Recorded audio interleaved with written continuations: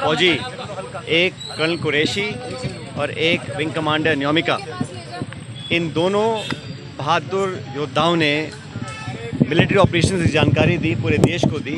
और मुझे भारतीय होने के नाते विंग कमांडर न्योमिका, इन दोनों ने जिस कुशलतापूर्वक तरीके से मिलिट्री एक्शंस की जानकारी पूरे देश को दी, उस पर हम सबको बहुत फ़ख्र है।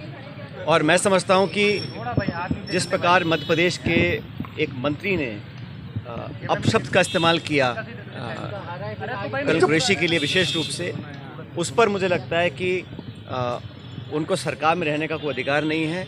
और भाजपा का जो शीर्ष नेतृत्व है, उनको माफ़ी मांगनी चाहिए कि हमारे वीर कर्नल कुरैशी, जिनकी तीसरी पीढ़ी फ़ौज में काम कर रही है, उनके प्रति जो अनादर उन्होंने दिखाया है वो बिल्कुल अस्वीकार्य है और माफ़ी मांगनी चाहिए। कल फिर हमने देखा कि राष्ट्रपति ट्रंप सऊदी अरब की यात्रा पे गए और वहाँ पे एक बार और उन्होंने बड़े स्पष्ट रूप से कहा कि भारत और पाकिस्तान के बीच जो युद्ध विराम कराया गया वो उनके द्वारा कराया गया, और जो शर्त रखी थी उसमें व्यापार की मात्रा बढ़ाने के लिए उन्होंने प्रस्ताव रखा, जिस पर भारत और पाकिस्तान दोनों सहमत हो गए।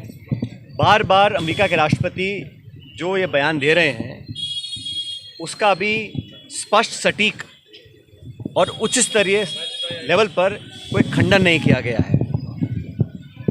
एक बात और हमने देखी कि जितनी बार भी सोशल मीडिया पर राष्ट्रपति ट्रंप ने अपना पक्ष रखा है इस पूरे मुद्दे को लेकर, उन्होंने एक बार भी आतंकवादी शब्द का इस्तेमाल नहीं किया, उन्होंने टेररिज्म का इस्तेमाल नहीं किया, उन्होंने कहीं भी पाकिस्तान द्वारा दशकों से नामी गिरामी विश्व प्रसिद्ध आतंकवादियों को जो पनाह दी है, और जो भारत में लगातार मुंबई से लेके पुलवामा और पहलगाम में जो आतंकवादी हमले हुए हैं, उस पर पाकिस्तान का जो प्रूवन ट्रैक रिकॉर्ड है, उस पर एक शब्द नहीं कहा।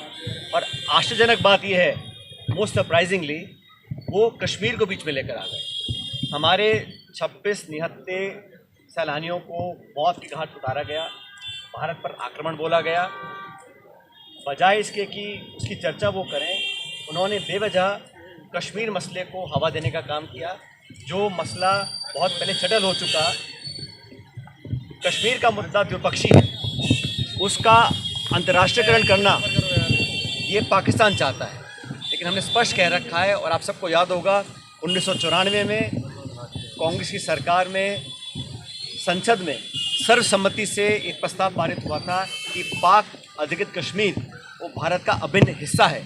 आज भी जम्मू कश्मीर की विधानसभा में पीओके की जो विधानसभाएं जो खाली हैं, वो सीटें आज भी खाली पड़ी हैं। और 1994 में जो हमने प्रण लिया था, भारत ने लिया था, किसी एक दल ने नहीं लिया था, संसद ने लिया था। आज समय आ गया कि एक बार दोबारा विशेष सत्र बुलाया जाए, जो कुछ अब तक घटा उस पर एक चर्चा हो। और मैं तो मानता हूं कि 1994 का जो प्रस्ताव था कि पीओके को हमें वापस लेना है, उसको दोबारा पारित किया जाए, क्योंकि लगातार ऐसी संभावनाएं बढ़ रही हैं कि कश्मीर को इंटरनेशनलाइज किया जा रहा है।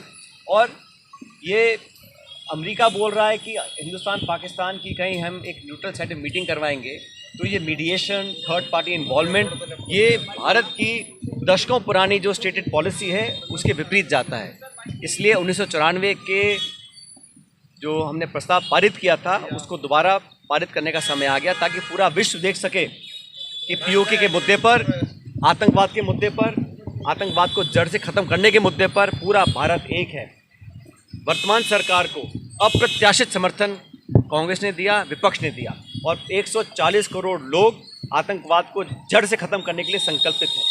इसमें कोई किसी को डाउट नहीं होना चाहिए। लेकिन दुर्भाग्यवश जो